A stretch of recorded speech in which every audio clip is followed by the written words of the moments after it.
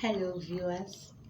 We thank God for the break of another day. Thank God for seeing a beautiful day like this. Yeah, today on our Bible story, I have another interesting story to tell you this time, and it is the story of Esther. Esther, yeah. Who is Esther? Esther was an orphan who was opportuned to stay with her uncle Mordecai.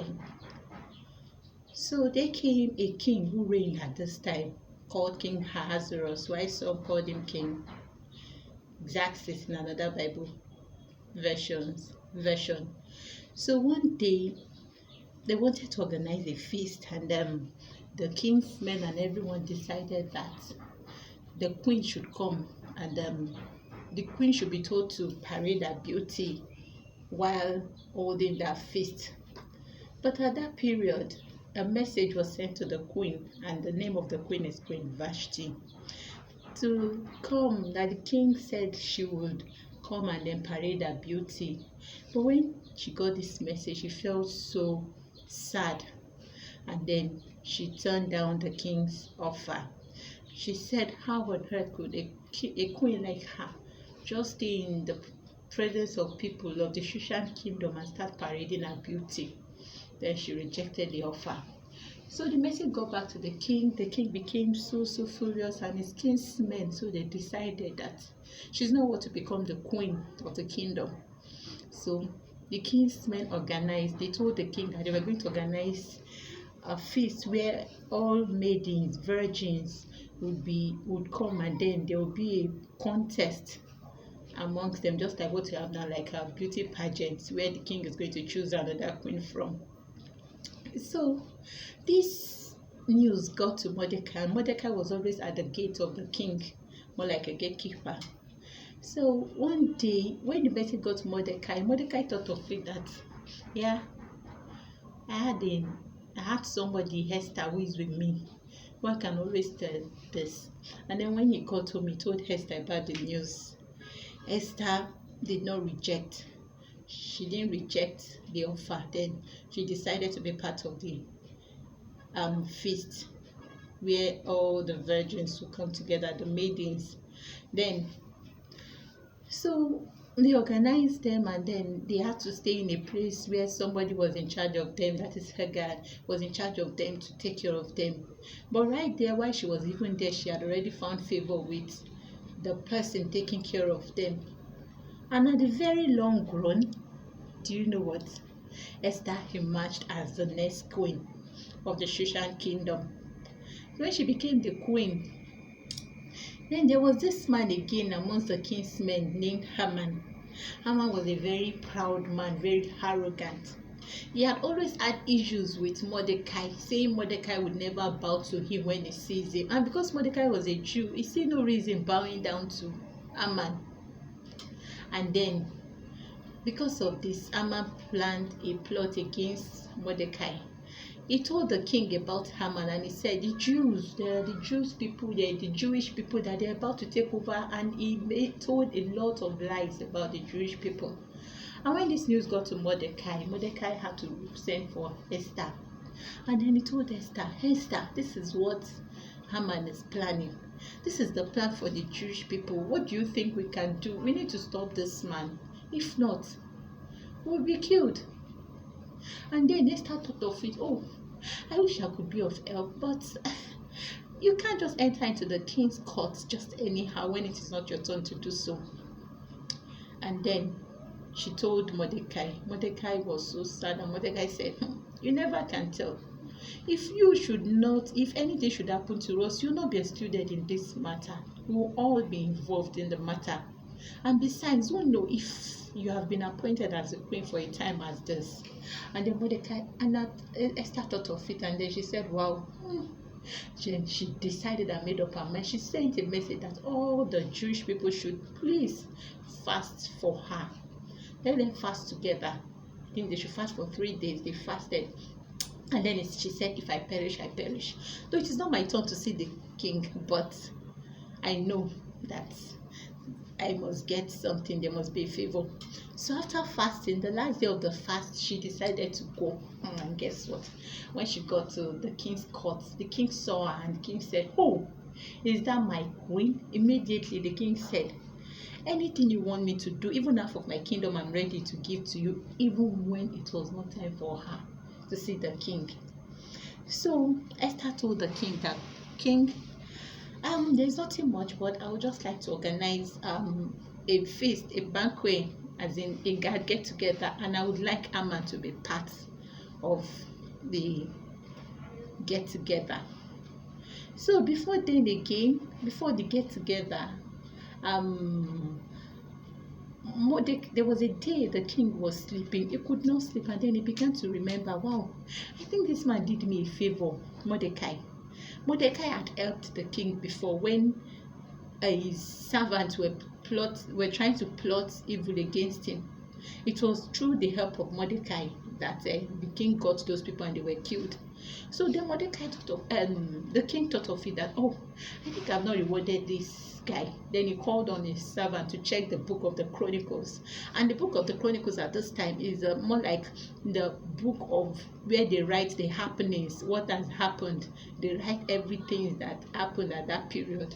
So then they checked the book of Chronicles and then they saw it and then they gave him the feedback that, wow, you've not rewarded him. You didn't reward him for anything. And then he felt something must be done.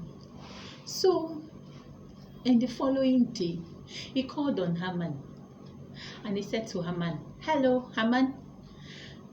What do you think I can do to someone who has found favor in the sight of the king?" Haman laughed. He was so excited that, oh, that's be me who would have received favor in the sight of the king if not me.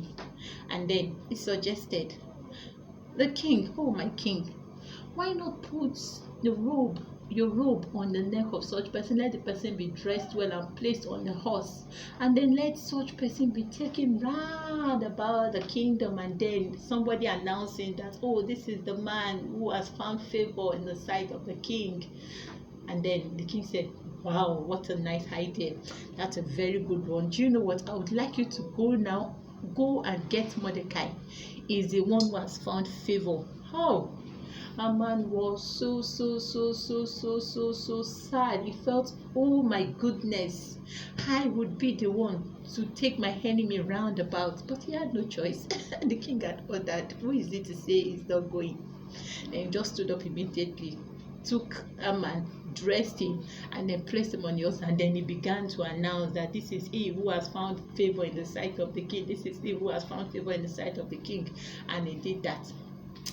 So still on the feast, it was told that Queen Esther had planned a feast, a banquet, that it would also be a part of the banquet gathering a feast. He was so excited, and then he went home. He told his wife about his Zeresh. He said, "Oh, do you know what? I've been invited to get together. The queen has ordered that I should be part of it. And could you see that this could be an avenue to kill Mordecai and his people?" And then he decided, his wife too was so happy, and he decided to build a gallows of 50 cubits where Mordecai would be hanged. He started building, they built it for him, and then he was so happy, waiting for that great day when he would see his enemy hanged on the cubit and then die. But so that day came, they all sat, and then Queen Esther said, "I am here, that I had something. There is somebody who is planning evil against us." And Esther began to tell the king about what Mordecai was planning, about his plan, what he told the king, what he wanted to do to them. The king was so furious, and the king told him, "Is this what you're planning?" And then the king, another period, he has already brought his 50 cubits of gallows. He had brought it already to the venue so that he can see his enemy hanged on it and then die. So at that point, the king ordered that he should be hanged on the cubit. And then he was hanged. And then they went ahead to his home. They killed his wife, they killed his family. And that was the end of Haman. Haman died alongside his family. And at the end, Mordecai was promoted. the king knew that he was related. He was an uncle to Esther, and then he became promoted. He had the right to be in the palace. He began to live in the palace, and it was made known. They celebrated him. So what have we learned in this story? One of the things that we need to learn first is about Vashti. Vashti was proud. She was proud. The king ordered, that was her husband, ahead. But yet, even if she had not wanted to do that, there should be a way she would have done it. But that was how she lost her position to Esther, because she could not do that, and someone else took it gladly. And when Vashti lost her place to Esther. Another thing we should always look at is that another lesson learned from this story is that always trust in God in times of challenges. Esther called on her people. Even when she knew it was not time, she trusted the God that she served. She said, "Go fast for me." She knew that if they should fast, that things would turn around for them. She said, "Fast for me. If I perish, I perish." She got to that point where she said, "Fast for me. Let me just go." And what happened? We realized that she received favor she never imagined. Also, another lesson we could learn is for our wives, we wives, mothers. What kind of wife are you? What kind of counsel do you give to your husband? Haman was opportuned. Haman got home, told his wife about his plan against Mordecai. His wife didn't say anything bad about it. She gave him a go ahead. And can you see the end of their life? We should be careful about the counsel. Even if our husbands should have another thought, if they have a negative thought, the reason why we're there is to be able to counsel them right, to be able to tell them what is right and what is not, respectfully. Then do not think or plan evil against others. Do not think or plan evil against others. Haman planned evil against Mordecai, Esther, and the others. But what happened? It turned against him. It was that same plan that he planned for them that eventually they used against him. A plan to hang Mordecai and to see him die. But at the end, Haman died in his stead. We need to be careful. Do not plan evil against other people, because God says we should love one another, and that is what Jesus has done. Jesus came and he said, "For God so loved the world that he gave his only begotten Son, that whosoever believe in him should not perish, but have everlasting life." In love. So we need to learn to love. Do not plan evil against others. That is very, very important. Then also, we should always try to avoid making men our God.